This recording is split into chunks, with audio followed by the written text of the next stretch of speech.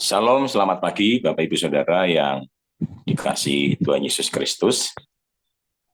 Renungan pagi hari ini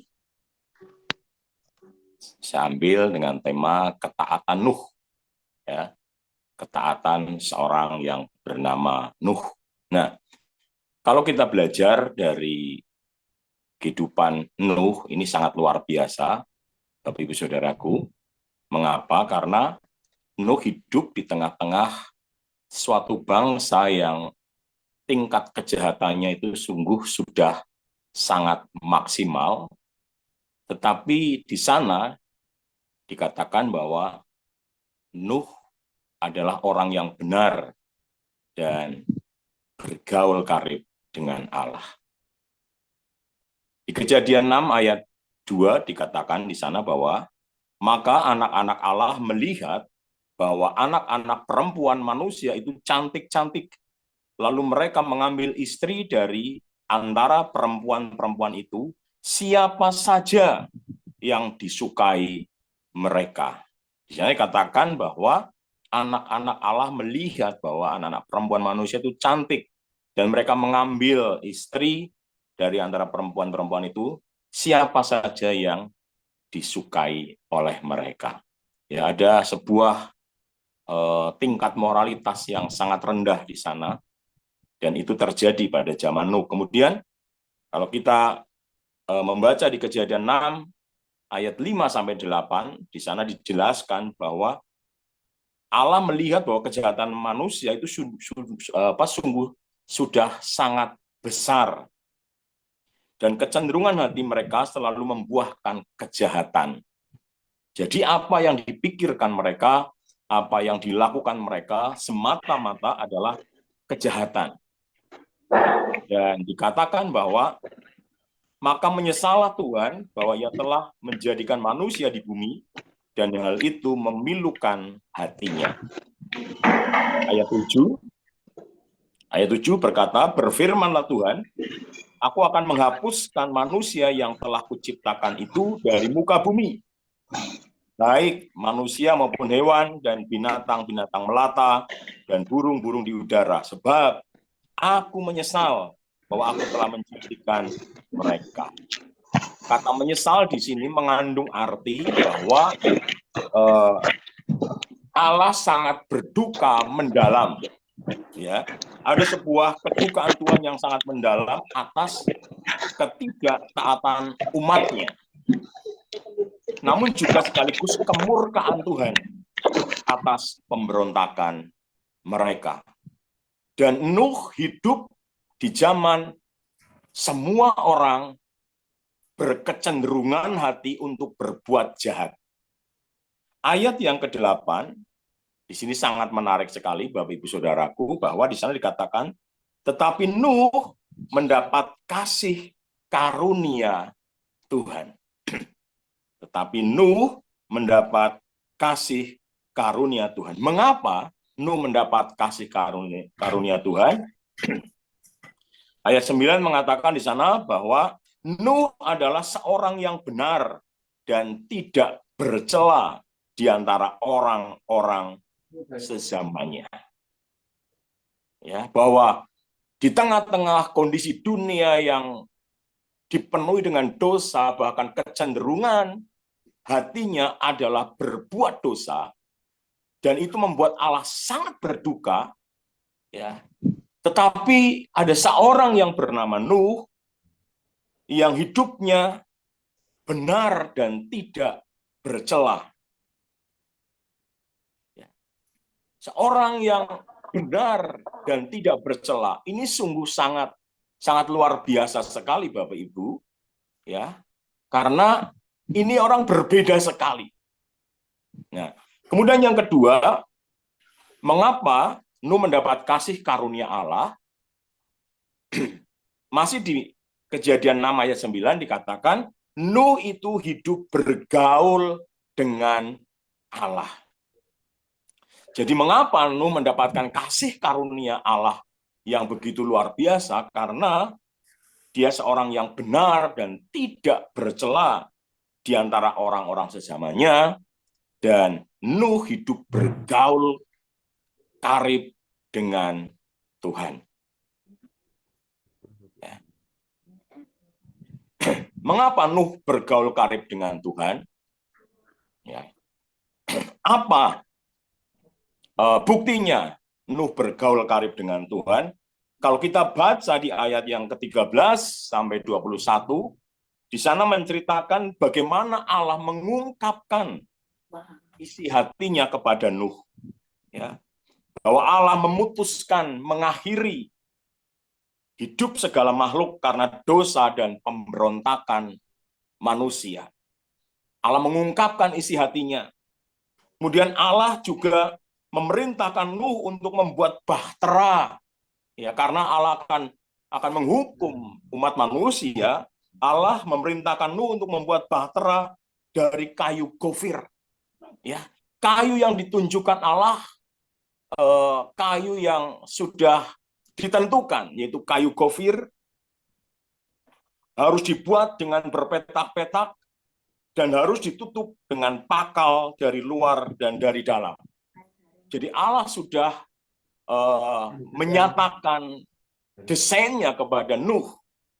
Juga ukuran bahtera yang harus dibuat sudah didesain oleh Allah dengan panjang 30 hasta. Ya, 30 hasta itu, 1 hasta itu 0,45, sehingga panjang dari kapal itu harus 137 meter. Kemudian lebarnya adalah 50 hasta, 22,5 meter, dan 30 hasta tingginya, 13,5 meter. Jadi Allah sudah mendesain perahu atau bahtera yang harus dibuat Nuh. Ya, tidak boleh kurang, tidak boleh lebih. Ukurannya adalah panjang 30 hasta, lebar 50 hasta, dan tinggi 30 hasta. Kemudian bahtera itu harus ada 3 tingkat. Tingkat bawah, tengah, dan atas. Ya. Dan Nuh membuat bahtera itu ya diperkirakan, karena Alkitab tidak menjelaskan berapa lamanya, tapi diperkirakan dengan angka-angka yang ada itu sekitar 75 tahun. Nuh membuat bahtera itu. Di tengah-tengah sebuah daratan, tetapi dia harus membuat bahtera. Kita bisa membayangkan, Bapak Ibu Saudaraku, bagaimana dia mengalami kerepotan, bagaimana mungkin dia mengalami cercaan dan lain sebagainya, dan dianggap konyol oleh orang-orang pada zamannya. Kemudian selanjutnya Allah juga menyatakan kepada Nuh, ada sebuah perjanjian antara Allah dengan Nuh terhadap keluarganya, supaya keluarganya masuk ke dalam bahtera. Kemudian yang luar biasa lagi, harus memasukkan semua makhluk hidup ke bahtera sepasang, ya, jantan dan betina, supaya terpelihara hidup semua makhluk yang ada. Dan yang terakhir, harus mempersiapkan makanan untuk dimakan sepanjang air bah itu berlangsung ketika Nuh ada di dalam bahtera tersebut. Itulah bagaimana Allah berkomunikasi dengan Nuh, Bapak Ibu Saudaraku. Dan semua perintahnya, kalau kita kalau kita tadi simak, adalah perintah yang sangat sulit dan tidak masuk akal. Mengapa? Karena di tengah-tengah situasi pada waktu itu belum pernah terjadinya hujan, Bapak Ibu Saudaraku. Tetapi Nuh harus mempersiapkan sebuah kapal karena nanti akan ada sesuatu yang luar biasa, air bah yang luar biasa. Dan Nuh harus membuat sebuah kapal dengan ukuran-ukuran yang sudah ditentukan. Perintah yang tidak masuk akal, perintah yang aneh, perintah yang sangat sulit. Tetapi apa yang dilakukan Nuh? Apakah dia berdiskusi dengan Allah, bertanya, ya, bahkan membuat alasan-alasan untuk menolak dengan perintah-perintah yang sangat sulit dan tidak masuk akal tersebut, Bapak Ibu Saudaraku? Kalau kita belajar dari Kejadian 6, ayat yang ke-22, di di sana dikatakan, lalu Nuh melakukan semuanya itu tepat seperti yang diperintahkan Allah kepadanya. Demikianlah dilakukannya. Dengan perintah yang begitu sulit, dengan perintah yang begitu tidak masuk akal. Tapi kalau tadi kita belajar bahwa Nuh adalah orang yang benar, ya, pada zamannya, ya, pada waktu manusia hidup adalah Nuh adalah orang yang benar dan tidak bercelah. Nuh selalu mendapatkan hubungan dengan Allah. Itulah sebabnya Nuh diperkenankan hidupnya, dikenan Tuhan hidupnya, ya, mendapatkan kasih karunia Tuhan. Dan Nuh melakukan semuanya itu tepat seperti yang diperintahkan Allah kepadanya. Bapak Ibu Saudaraku, belajar dari kehidupan Nuh, ya, bagaimana dia mendapatkan kasih karunia Allah, bagaimana hidupnya dikenal oleh Allah, implementasinya kepada kita adalah bagaimana hidup kita dikenal oleh Allah. Ya, sama seperti yang Nuh lakukan, bahwa hidup kita pun harus benar dan tidak bercela di antara orang-orang yang ada. Di tengah kondisi yang semuanya serba serba jahat dan lain sebagainya. Hidup yang penuh dengan caci maki, hidup dengan penuh kejahatan, korupsi di mana-mana, tetapi kita didapati hidup benar dan tidak bercela di antara orang-orang yang ada. Kemudian yang kedua, implementasinya bagi kita adalah hidup bergaul dengan Allah. Karena di sanalah kita akan mendapatkan informasi-informasi ilahi.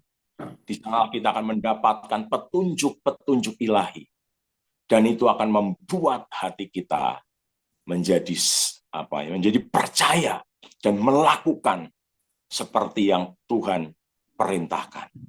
Saya yakin Nuh melakukan itu tepat seperti yang diperintahkan Allah, karena Nuh orang benar. Nuh tidak bercela dan dia membangun hubungan pribadi dengan Allah begitu luar biasa. Ya, biarlah renungan ini boleh memberkati setiap kita, termasuk saya juga, bahwa hidup kita harus benar dan tidak bercacat di mata Tuhan. Dan yang kedua, kita terus membangun hubungan pribadi kita dengan Allah dan kita bisa mengerti, kita bisa mengalami, ya, perjumpaan pribadi kita dengan Allah, dan kita juga mendapatkan arahan-arahan Allah, ya, sesuatu yang ilahi kita dapatkan dan kita melakukan seperti apa yang diperintahkannya dengan tepat. Ya, saya berdoa renungan ini boleh memberkati kita dan memotivasi kita untuk kita hidup benar dan tidak bercacat dan terus membangun hubungan pribadi kita dengan Tuhan. Amin.